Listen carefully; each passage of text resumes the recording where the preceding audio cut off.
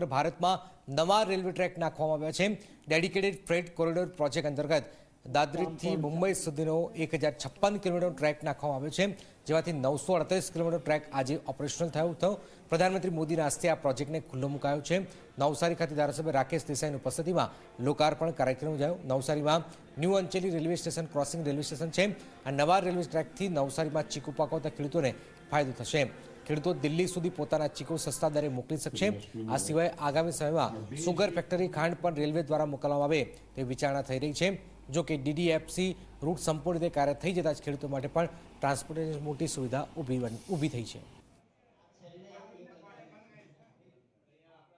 ખેડૂતોના ચીકુ અહીંયાથી સીધા દિલ્હી ખૂબ જ ઓછા સમયમાં અને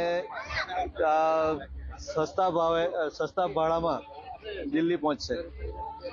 એને કારણે ખેડૂતોને ભાવમાં ફરક પડશે। પ્લસ બીજી વસ્તુ એ કે ચીકુનો ટ્રેન મારફતે જવાથી ચીકુમાં બગાડ ઓછો થશે અને જેને કારણે બગાડ ઓછો થવાને કારણે બી ચીકુમાં ભાવમાં ફરક પડશે।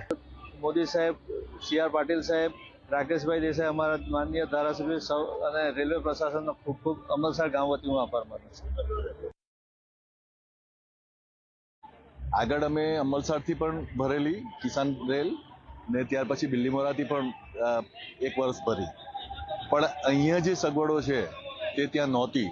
એટલે આનાથી અમારે ખરેખર ભરવાની સ્પીડ, માણસોને સગવડ, અત્યારે પેલે 2 દિવસ જે ભરી તેમાં એટલું ઇઝી છે એટલે એ ફાયદો પણ થશે। બીજું સારી રીતના જાય માલ એટલે ચોક્કસ જ ભાવ ખેડૂતોને વધારે જ મળવાનો છે, જેમાં ખેડૂતોને આને માટે આનંદ જ છે।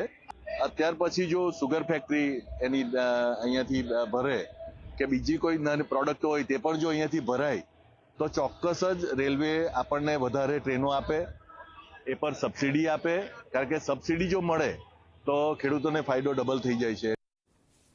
થોડી વારમાં સાવધાન ગુજરાત।